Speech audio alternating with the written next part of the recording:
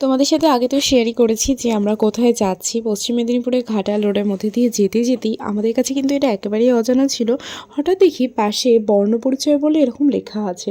তো এই বর্ণপরিচয়টা দেখে আমরা ওখানে স্থানীয় বাসিন্দাদের জিজ্ঞেস করি যে এটা অ্যাকচুয়ালি কী বর্ণপরিচয়, মানে তো বুঝতেই পারছি যে এটা যেহেতু নেটে আমাদের ম্যাপে দেখাচ্ছে অবিসিংহ গ্রাম, কিন্তু আছে এটা কী।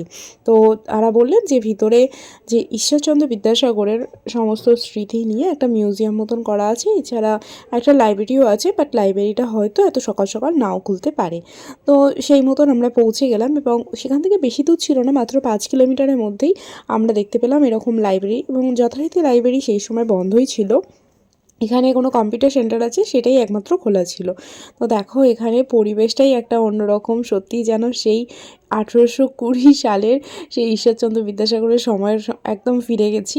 তো এখানেই দেখলাম, এখানে পুরো একদম অ্যারো করে দেওয়াই আছে কোন দিকে, আর এটা হলেন তার পিতা ঠাকুরদাস এর মঞ্চ আর কি।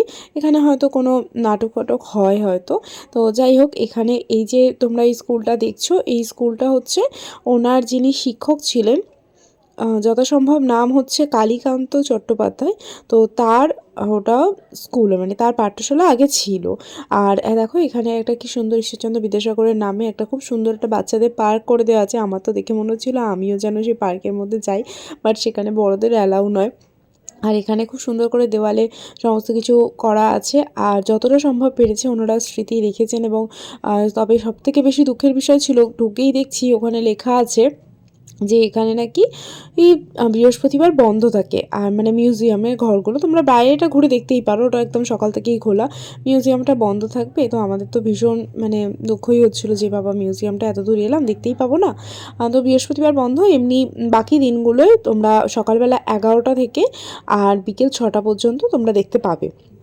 আর এখানে ঢোকার পর, এখানে যদি মিউজিয়ামে তোমরা ঢোকো একটা এন্ট্রি করতে হয়। তো যাই হোক, তো এখানে আমরা এই চারপাশটা এমনি ঘুরেই দেখছিলাম। সেই মুহূর্তে এখানে চারপাশে আর কেউই ছিল না, তো হয়তো অনেকেই জানেও না। তো যাই হোক, এখানটা ভীষণ পরিবেশটা তো খুবই সুন্দর। আর এখানে মাইল ফলক করে ওনার জন্ম তারিখ, ওনার বইয়ের নাম, ওনার মৃত্যু তারিখ, সমস্ত কিছু ঘটনাগুলো লেখা আছে। আর দেখো সামনেই ওনার ছবিও রয়েছে। আর সবথেকে ভালো জিনিস হলো এখানে মানে ওনাকে, মানে আমরা একটা বলে না যে আমরা পড়ার বইয়ের জায়গায় মানে কখনো জুতো রাখতে নেই বা এরকম, তো সেই হিসেবে এখানে জুতো খুলেই অবশ্যই এখানে ঢুকতে হয়। তো যাই হোক, আর এখানটা দেখো খুব সুন্দর করে ওনার সমস্ত কিছু পরিবারের যে পরপর কে ছিলেন না ছিলেন সব কিছু লেখা আছে। আর আমরা যে ছোটোবেলায় পড়েছিলাম যে উনি এক ইংরেজ সাহেবের সামনে পা তুলে বসেছিলেন, যে ঘটনাটা তো উনি করেছিলেন, সেই ঘটনাটা বেশ চিত্রের সাহায্যে ভালোই তুলে ধরেছে। কিন্তু তোমাদের সাথে যেটা বললাম যে মিউজিয়াম খোলা ছিল না, কিন্তু তোমাদের মিউজিয়ামের ছবি তবু দেখাচ্ছি। তো এটা হচ্ছে মিউজিয়ামে তার ব্যবহৃত সমস্ত কিছু জিনিস রয়েছে, এছাড়া তার সংগ্রহ করা কিছু বই রয়েছে, কিছু মাইল ফলক বা কিছু স্তূপ, এরকম অনেক কিছু রয়েছে। আর এটা সেই সময়ে কলকাতা যে যাওয়ার রাস্তা, বৃষিংহ গ্রাম থেকে কলকাতা যাওয়ার রাস্তার একটা ম্যাপ এখানে দেওয়া আছে। আর এখানে দেখো ওনার ব্যবহৃত করা সেই ট্রাঙ্কটা, মানে দেখলেই একটা কীরকম লাগে না বলো, সেই সময় ব্যবহার করা জিনিস দেখতে পাচ্ছি। তো যাই হোক, এবার ঘটনাটা বলি।